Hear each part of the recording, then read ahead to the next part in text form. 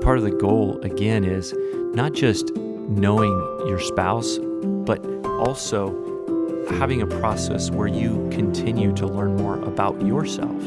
Why is that so important to you? And what does it look like to go under the surface? Welcome, everyone, to Breaking Bread, the podcast brought to you by Apostolic Christian Counseling and Family Services. Excellent to have you along. I've got Kaleb Beyer with me today. It's good to be with you, man. We talk all things marriage. All things marriage right here.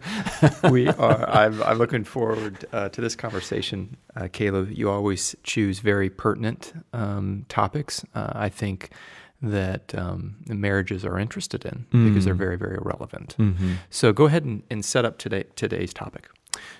Today's topic is renewing through differences. So one of the things that happens in our marriages, which Matt, maybe you and Rebecca can relate to, I know Ange and I can, is that at times we have desires or dreams or just values even that can be in conflict.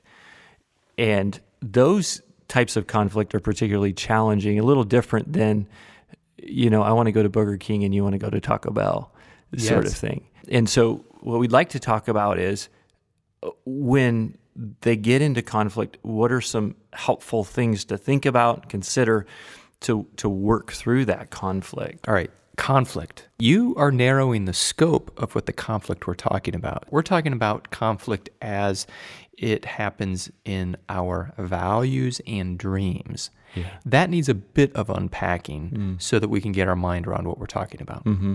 Sure. So let's consider some examples. So let's say a spouse, one spouse really appreciates and values private kind of family time. Not that the other spouse doesn't appreciate that, right? But there is something very special and unique and meaningful about just their own kind of family time together. Yes. And another spouse, they appreciate being connected, involved. They feel it's very purposeful and meaningful to be on committees or boards or just engaging, and that's how they pour into purposeful, meaningful things. And so free time is going to be a place of conflict for that couple. Right. One is going to see that free time as family time, and the other one is going to be seeing free time as service to the community or other places. Right. Another example is just a couple where one of them is very missional oriented. And so in that sense, as we think about missional, this could be the mission field, but this could be just down the street. And they were really pouring their life and maybe desiring to pour their family in that type of lifestyle. Mm-hmm. And one that is more stability-focused, meaning long-term, and even considering the future, not just financially, but other physical aspects of the future of the family. Mm-hmm. And both are important here. Just, you'll notice, Matt, as we go through these examples, this isn't like a right or a wrong, which makes it so difficult. There's very good argumentation on both sides. Yes. And both have scripture to back up their points. Right. Yep. Give us I think this is helpful to get examples. Give us another one. Another one is, which this at times comes up, Matt, but where one spouse really appreciates and likes orderly, neat, organized home and certain places in the home, and another feels like home is a place to be free, Should I tell Ange that you're smiling and smirking right now? Let's just keep that between us, Matt. I'm going to let the audience try to guess. So in this situation, there is something behind just being orderly, neat, and organized. And you know what? Being casual about, home is a place that things can lay around and it's not that big a deal. And, and clearly that can create some conflict.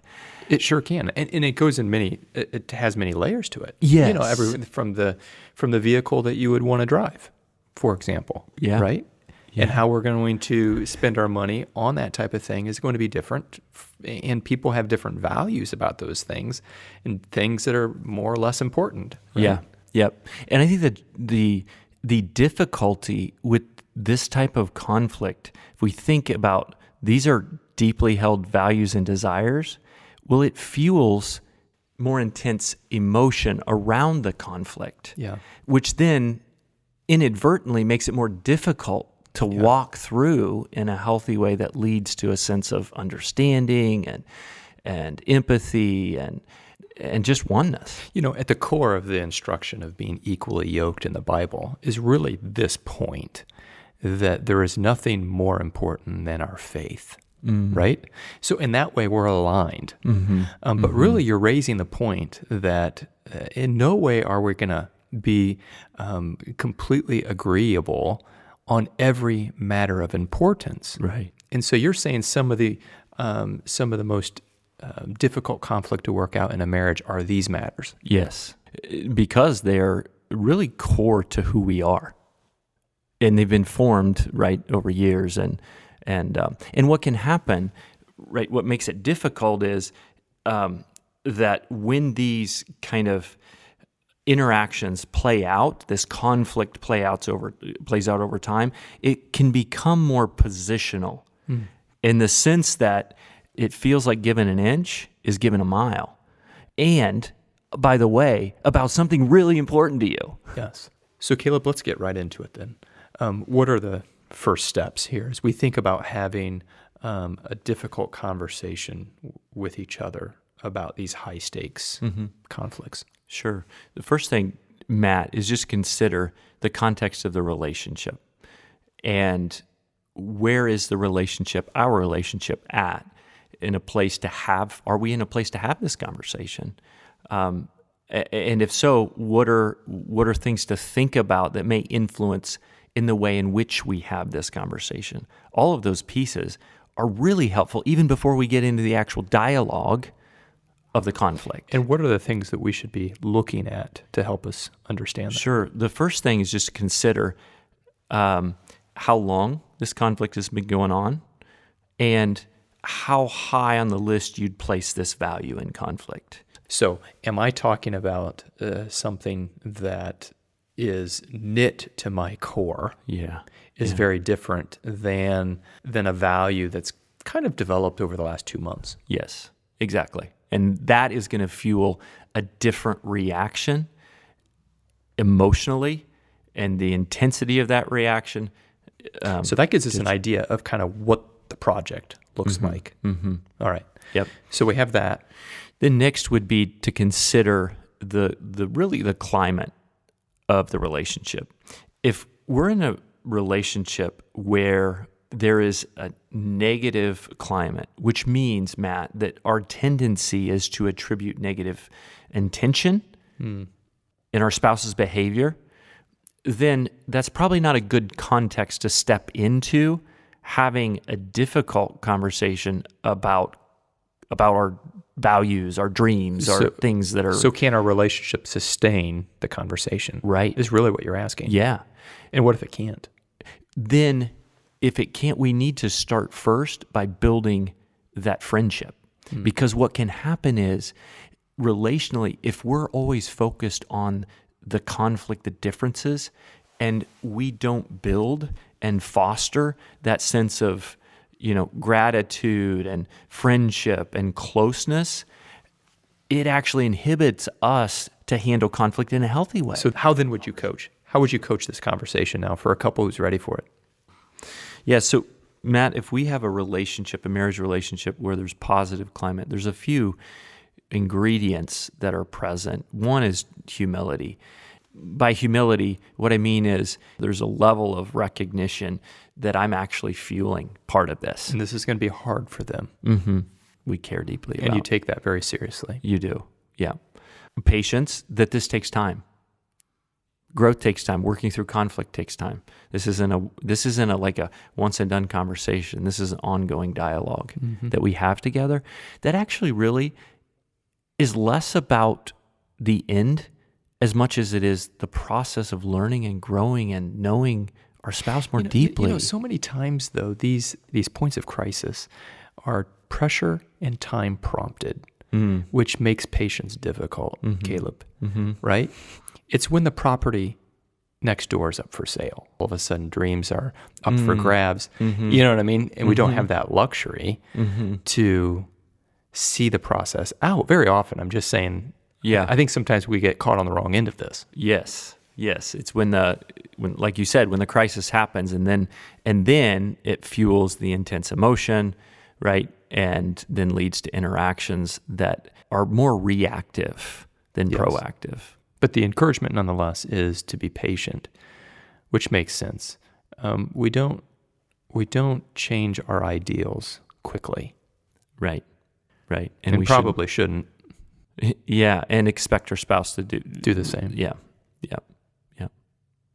Another ingredient is just empathy, being able to, we say sometimes walk in the other's shoes and let them know that, you know what, their thoughts, their feelings, their experiences matter to you. It's important, because sometimes when we get caught in these conflicts, the unintended message is that they don't matter, that we don't want to hear, we don't want to understand. We're in positional places, and that reactivity and those messages can be really hurtful.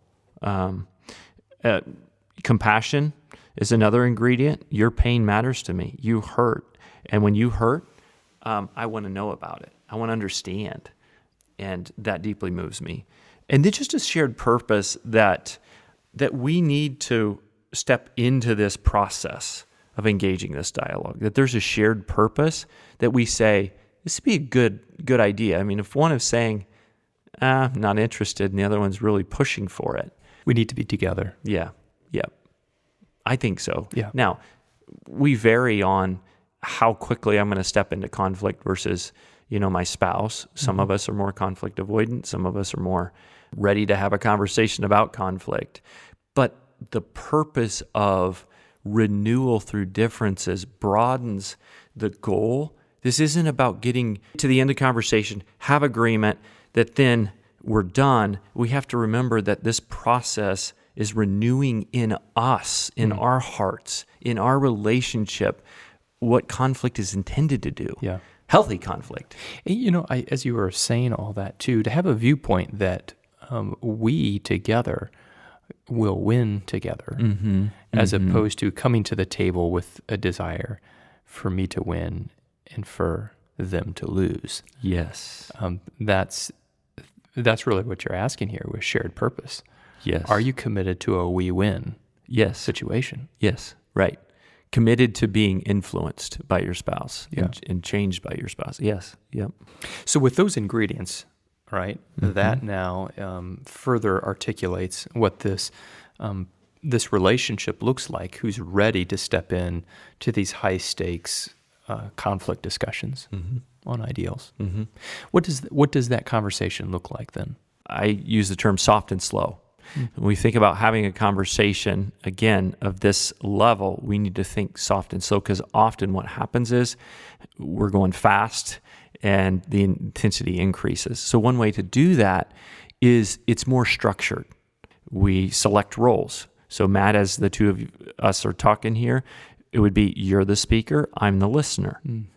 And in that role, Matt, you have the floor, meaning you share what's on your heart. You're not talking about how I see things, but how you and why this is so meaningful to you and what's behind this value and dream. What are experiences you've had that have really formed and shaped this to you?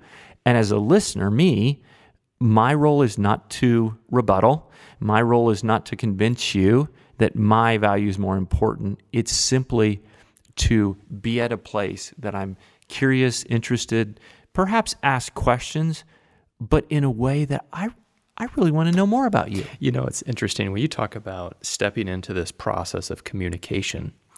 There has actually been long disciplines to do this. I think a parliamentary procedure, for example. I grew up as a student, whether it was an FFA or student council. You try to do this quasi-parliamentary procedure, and it all seems kind of hokey, right? Well, I happened to watch a reenactment of, I think, the signing of the Declaration of Independence or something like that. Yeah. And it was all done in parliamentary procedure. And I remember for the first time realizing the importance of parliamentary procedure. Because without it, ideas can win before they should win. right? Sure. It actually slows down and gives an architecture for dispute so that that we can come to a good and healthy end. And it almost manages emotions. Yes. You know what I mean? Yes. Because you have to make a motion, it has to be seconded, and then it has to be voted on, and all of those things just slow it down. Isn't that interesting? Yeah, it's So very you're really asking us as husband and wife, not that we engage in parliamentary procedure, but we do proceduralize somewhat. Yeah, and I really appreciate that example, and it just really brings home, I think, or at least this is what comes to mind, Matt, is when we're able to slow down and quiet and calm, we think better, meaning we're less reactive, we're more open, right? Versus when it's this tense, more reactive environment, our brain doesn't work as good. It's more tunnel vision, it's more rigid, it's not as flexible and as open.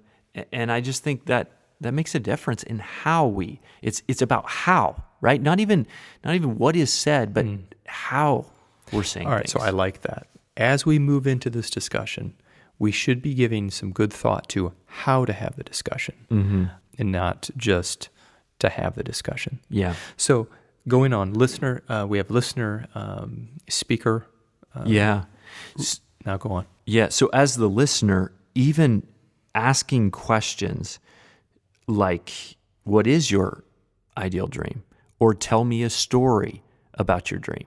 Or if a miracle happened and your dream or your greatest value came true. Help me catch the vision. Help me catch the vision.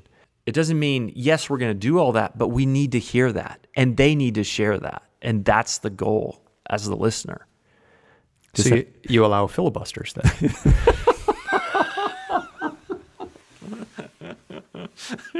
How do you? Yeah, with only two people, I wonder how voting works. Yeah. Oh, I know. She gets 2 votes. You get 1. That's right. I get it. Never That's mind. right. I knew that already. So the next thing, Matt, is just to monitor. Monitor when the signs of escalation happen. That's both within yourself, but within your spouse. So when we're in conversation about something that is really important with someone who is really important, how do I know I start to become reactive or my spouse is becoming reactive? And we need to monitor that and say, again, we're looking at the long term versus the short term, meaning maybe we need to table this, go on a walk, do something else, right, to be able to calm and quiet. So maybe we need to have several conversations, right? As you say that, Caleb, it's very contrary to how we would have an argument where we want to get our way.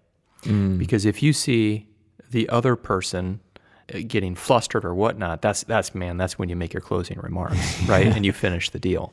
But because you've already set forward a positive climate and shared purpose, when you see your spouse in distress, you're in distress too. Right? That is a we win. Yes. That's a really, it's not a reactivity. It's not a more closed, rigid response, but it's an open response that says, actually, at the end of the day, I want my spouse, I want their dreams and desires to come true. I want to be part of actually helping that to happen. Obviously, within the context of what biblical truth and it's possible. Yeah, what's possible, absolutely. But I want to be part of that and not seeing that as somehow a barrier, standing in my way, and so that's good. So then, the final aspect that we walk through after, there is a sense of understanding, meaning that your spouse is able to say, I feel you've captured and you caught my vision, my dream, my desire. You get it. We don't reach this mark when I think I understand. Right. I reach this mark when she thinks I understand. Yes. Yep. So once we're at that place, Then we move into the next piece, which we would refer to as the circle of compromise, okay? So this is where we have dialogue about, all right, so if you draw a large circle, the circle of flexibility. Mm-hmm.